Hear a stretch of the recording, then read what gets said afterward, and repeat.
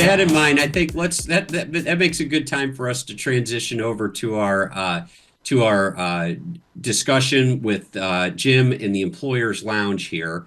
And we're going to talk today about ballots in business, labor and employment impacts pre and post vote.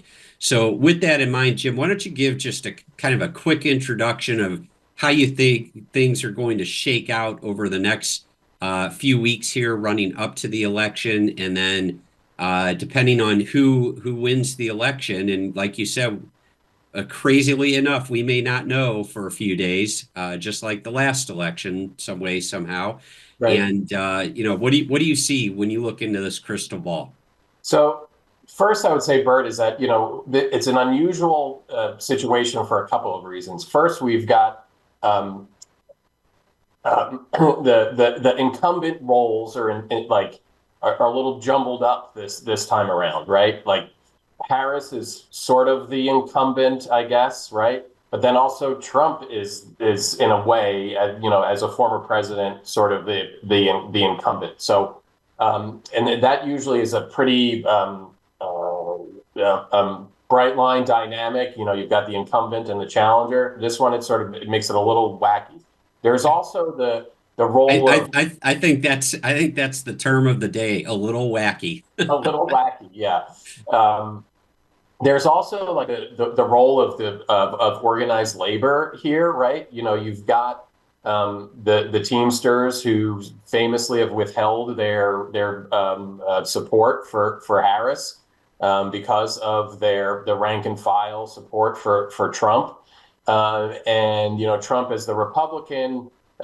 He's a Northeast guy, and he's a developer, and so he has these relationships with unions, and in the hospitality industry as well. And in Atlantic City, had these relationships with unions.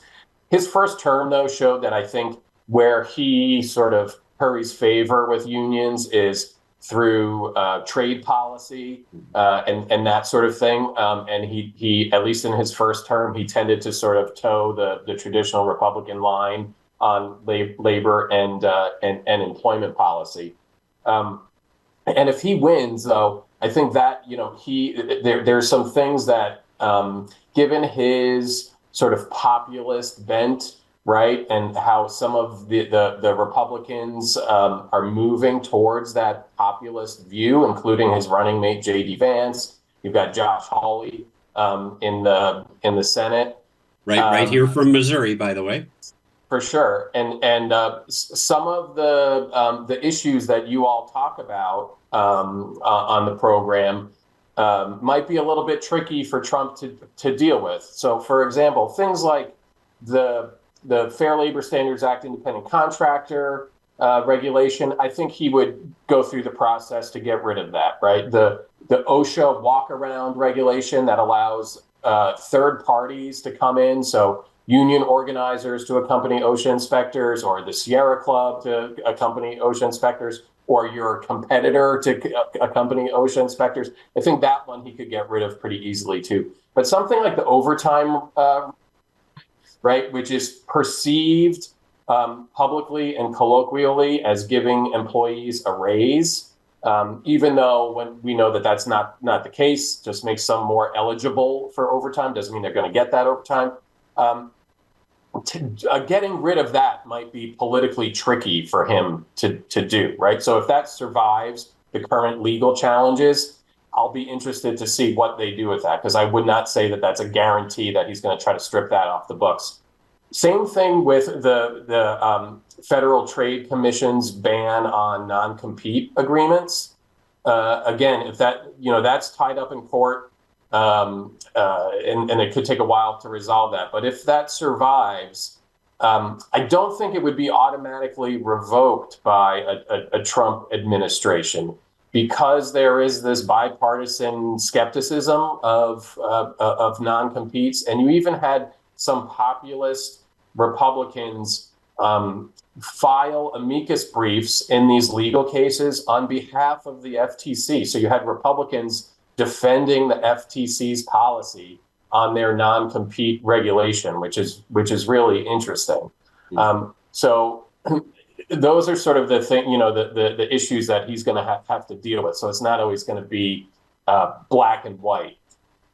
I think in a Harris administration, she is going to, try to, President Biden has said, hey, I'm the most pro-union president that we've ever had. And I probably tend to agree with him. I'm a little bit concerned about recency bias, but because we've had some pretty pro-Republican presidents. But he's really taken what he calls the whole of government approach to promoting unionization. So it's not just the NLRB and the DOL and the EEOC, but agencies like the EPA and the Department of Energy. If they're handing out grants, you got to have prevailing wages, you got to have apprenticeship, you got to have neutrality agreements, you got to have labor harmony agreements, right? He's dotting all of his policy priorities with goodies for organized labor. So I think Harris is going to try to pick up that baton, right? Where she might try to distinguish herself or carve out her own path, I think are on, we touched on this earlier, like things like pay equity, right? And as a candidate, when she was briefly a presidential candidate, she proposed that employers obtain an equal pay certificate from the Department of Labor, which would require employers to go through this audit process and get it blessed by the Department of Labor. And if they didn't do that, they would be subject to significant fines. And as a presidential candidate, she said, if I can't get this through Congress, I will do it administratively, which means if you're a federal contractor, she would try to impose this via executive order. I also think something like a topic like paid leave. Well, hold on one second there. So again, Jim, she would try to do that through executive order for federal contractors, but she'll also try to do it in the private sector through the administrative agencies themselves, through the appointments and rulemaking, correct?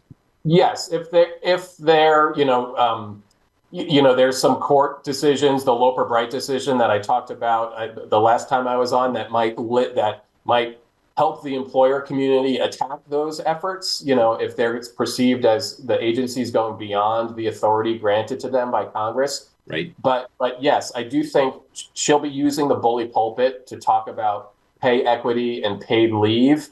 And then her constituents are going to want some action from that, right? Sure. And she'll try Congress first, and depending on how that shakes out, she may or may not be successful. But then if she keeps pounding that drum, at some point she's going to have to try to do something about it. And I think that's where she would go to the agencies to try to do that. But yeah, like paid leave, she can't do anything executively or with executive order. But I would bet quite a bit of money that if she's president in the first 2 weeks, there will be an executive order that's very sort of aspirational in nature, sort of saying like, hey, my administration supports paid leave for all these great reasons, and I'm going to encourage these private-public partnerships to develop paid leave, blah, blah, blah. It won't do anything for require employers to do anything, but it'll sort of set the tone of one of her policy priorities, I think.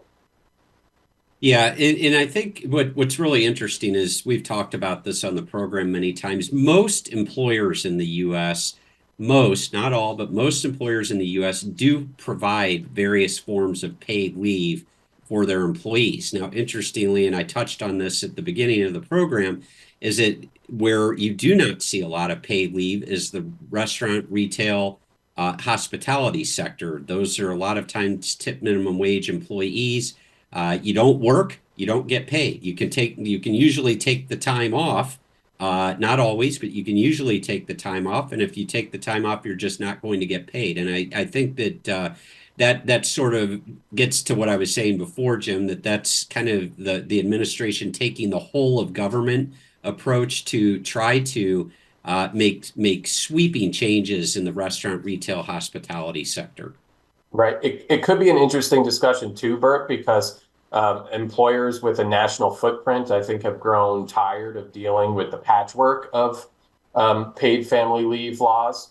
And so there could be some interest from Republicans and the business community to at least engage in conversations about a potential national framework.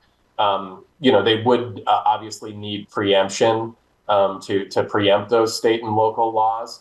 But it could present an interesting dynamic. Yeah, and we've got one of our favorite listeners out here, Dave Forsey. And so I think that what Dave is raising is, do you expect if Harris wins that employment law is going to become more onerous than it is today?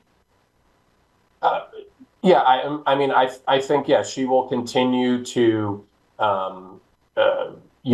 make things a little bit more difficult for employers under the guise of helping employees, whether it's helping, making it easier for them to organize, some sort of like a paid leave, prohibitions on inquiries about past pay history, and the people that she appoints, right?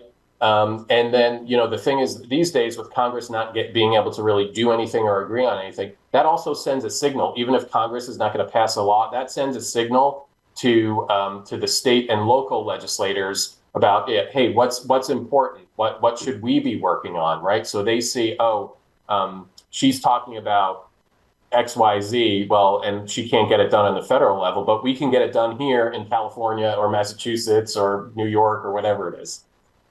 All right, well, let's take a quick look at our poll questions here and our poll results here, and let's see if we can get some commentary on that from you, Jim. So do you think the election results are trending towards having more or less influence on labor and employment law? Nick, what's the result of that poll question there? All right, we are at 3.63 is the average, so we're a little on the more side. Oh, it's going up even as we speak, that it's having more influence. Okay. Here, it's trending in that direction. So this is not, and I think to answer Dave's question as well, this is not looking at any particular whether who wins. It's just overall, what kind of influence are elections having on L&E? Yeah, and I agree with those poll results. I think it is becoming more and more tied to labor and employment policy is becoming more and more tied to the candidate who wins the White House. And you've got that swinging of the pendulum that I would say probably started more.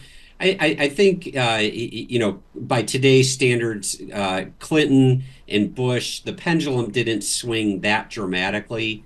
But I think when we got to the Obama administration, the pendulum started to swing quite a bit more wildly, and that produced a wild swing the other way when Trump got in office, and then of course when Biden got in office, swing back to the left. And I do think that they with the way they've used these administrative agencies has really changed and really does impact labor and employment law. And of course, as Jim mentioned, that Luper-Bright decision may settle that pendulum down, but we probably have about a 5 to 10 year transition period here as the administrative agencies test the bounds of that Supreme Court decision.